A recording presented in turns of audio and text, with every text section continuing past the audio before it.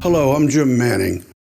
I've been a Kennedy researcher for over 50 years. I'm the author of Patriotism Unhinged, available worldwide through online retailers.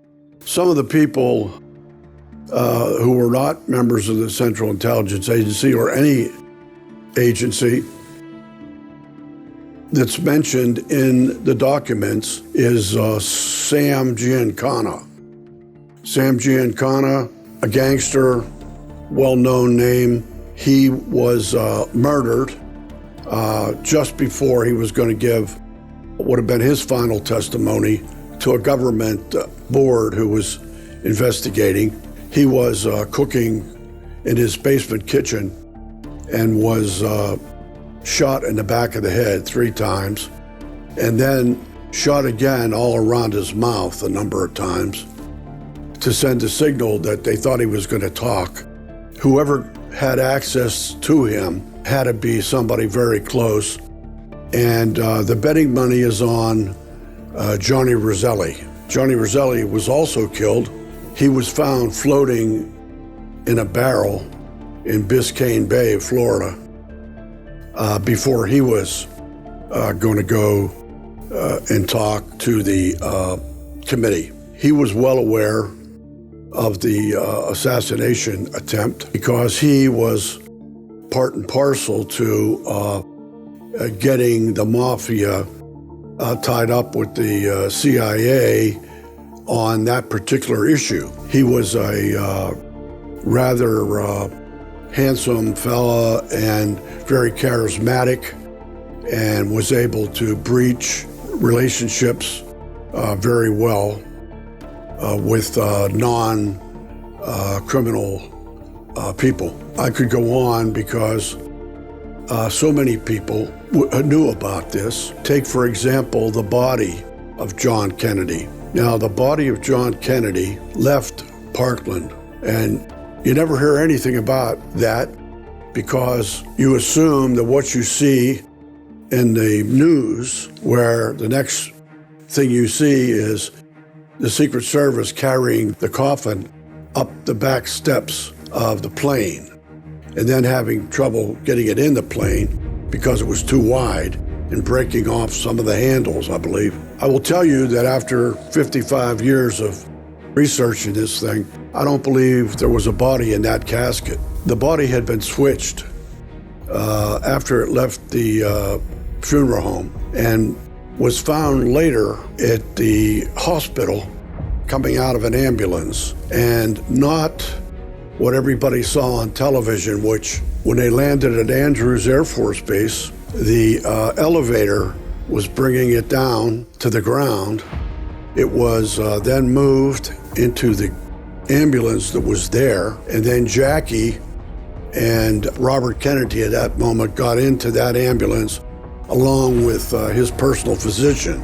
Originally, it was scheduled to go to the Army hospital, but it was switched to the naval facility at Bethesda, Maryland. It arrived there. Jackie and the doctor and Robert got out, went in and took the elevator up to, I guess, the top floor where there was a gracious waiting room. They were there for quite some time. The news reporters saw the ambulance with the coffin move around to the back of the hospital to the morgue.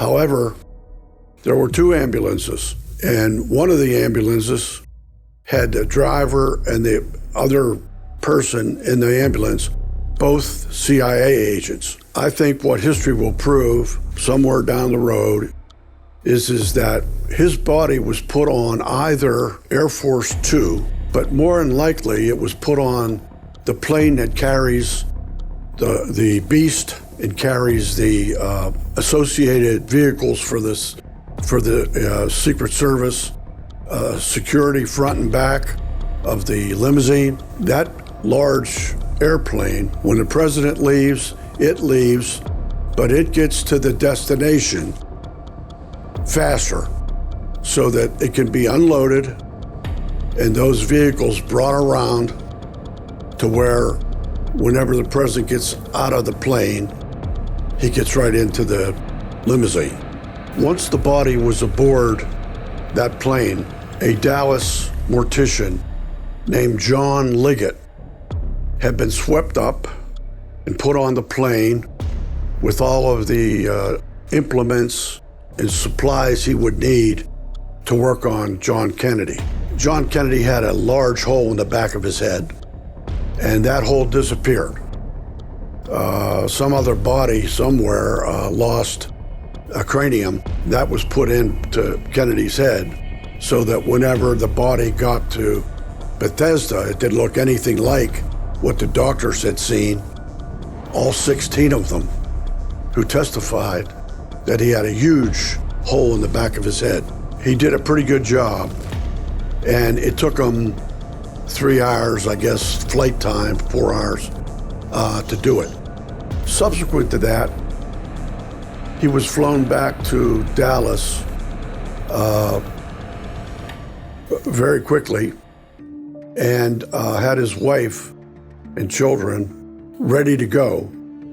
And they moved out of Dallas to a motel.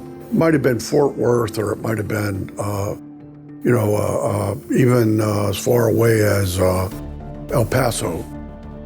And they were watching that he was watching constantly the TV information about the assassination. When he saw Oswald had been murdered by Jack Ruby, he said to the family, "Okay, that's it. Get everything in the car. We're going home." And after that, they became quite wealthy. They moved out of the house that they were living in to a much larger house. He became a gambler with a lot of heavy gambling going on at the house. He was shot trying to escape from jail on a trumped-up charge of some kind. So that was probably one of the 165 killings to get people who knew too much about the assassination or vital information about it from being able to tell anybody about it.